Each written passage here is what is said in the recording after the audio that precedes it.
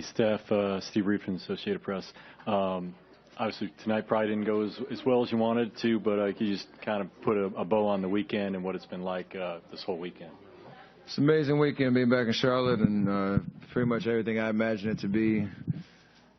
Having my family and friends, people I grew up with, kind of come out and celebrate how influential and important Charlotte is to me and my entire family. So obviously ending up tonight playing in the All-Star game here was very surreal, and one I'll remember for a very long time despite the missed shots and the loss, for sure.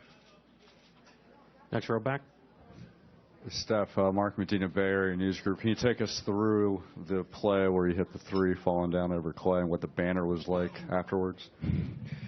From the time he checked in, we were going back and forth. I wanted to guard him every chance I got, and him vice versa. So I feel like any possession I touched the ball with him on me, I was just going to shoot no matter what. And it worked out in my favor that possession. He fell asleep for a hot second, tried to close out, and I sold the call for sure. So it's nice to see that one. If I was going to make one shot out of the 23 I took, it had to be that one. Third row on the left side. Anthony Sider with The Athletic. Steph, how surprised were you on the bounce pass to Giannis that he actually finished it? I mean, just take us through that play. I bounced it really high, and a lot of time in between, when it hit the ground to him dunking it. Obviously, timing was unreal. His length, finishing it and getting it before it came down. Pretty bang play. Just glad we had that connection. I'm not sure anybody else on the floor could have finished that one. So for it to be choreographed like that was pretty nice. Back row center. Manuel Rodriguez from TAP Deportes Puerto Rico. You showcase your talent to the whole city that saw you grow up, but you blessed more children when you were here during the All-Star weekend. How do you feel blessing other people that saw you grow up and they now can have that opportunity to be blessed by you?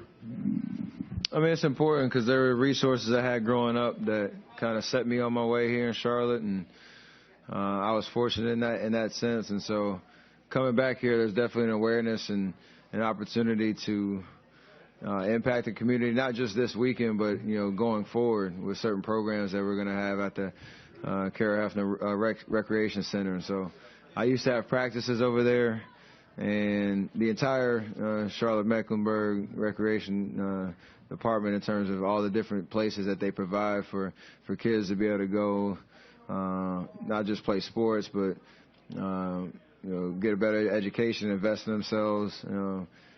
And me and my family thought that was an extremely important opportunity. And again, something that year after year, hopefully we can come back and continue to reinvest. Jamal right here. Jamal Murphy, Bill Roden on Sports.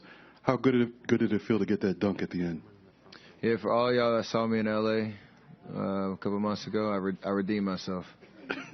So that was the best part of my night for sure. Front row on your left. Lauren Jones, LA Sentinel. Just can you describe the dynamic between you and Clay, and just to be able to go against him? He pointed to you after knocking down a three in the corner, and just talk about that dynamic. Yeah, I mean, we're obviously each other's biggest supporters, but we kind of do it in a fun way. We talk so much trash to each other. Like, there's a couple sayings we throw out there when each of us is shooting, and we almost like get happy when the other one misses. Like, it's just a weird kind of vibe, but it comes from a good place. And so, yeah, I was yelling at him. I'll yell at him when we're playing for the Warriors and we're on the same team. I think it's because we feed off of the competition and trying to be better than each other at shooting the basketball. So that always kind of be the vibe for sure. We got Rod on the back left, and then back here for the last question. Rod Boone with The Athletic, right here, Steph. Just wondering what it's like, somebody who was born and raised here, what it's like to see Kemba Walker just get the love that he got from the people tonight and just his career here so far in Charlotte. For me growing up, obviously with the Hornet organization being here, representing the city, leaving and then coming back, it's a different name, now the Hornets again. Like, there's just a lot of history here from a basketball perspective, and I think I felt it everywhere I went, and celebrating, my dad and Muggsy, Lonzo Mourning, Glenn Rice, Larry Johnson, Kendall Gill, all those guys that suited up for the Hornets. Kemba, he's breaking all these records, and it's unbelievable to see how he's, one, established himself as a premier NBA player, but to do it here in Charlotte and get the city behind him and give him something to root for, I think it's truly special and something I respect so much from his standpoint, and hopefully he stays here, for a long time. Who knows how that'll work out? But just the way this weekend all came together with a little,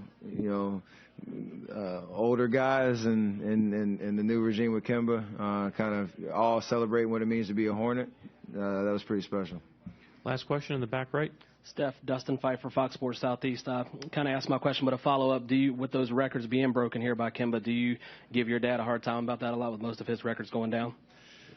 No, my brother was making a joke. He said if the All-Star game was here 2 years ago, they could have announced him still as the all-time leading scorer in Hornets history, but since then, Kemba's broken that. So definitely I don't give anybody flack for playing 16 years, 10 here in Charlotte, the last original Hornet, and now still in the organization. I was as a color commentator for the team, and then pretty much an ambassador throughout the city and throughout the state. So I've been trying to get him to move out to the Bay, and this speaks to how much of this is home, because it's been a really hard selling point. So.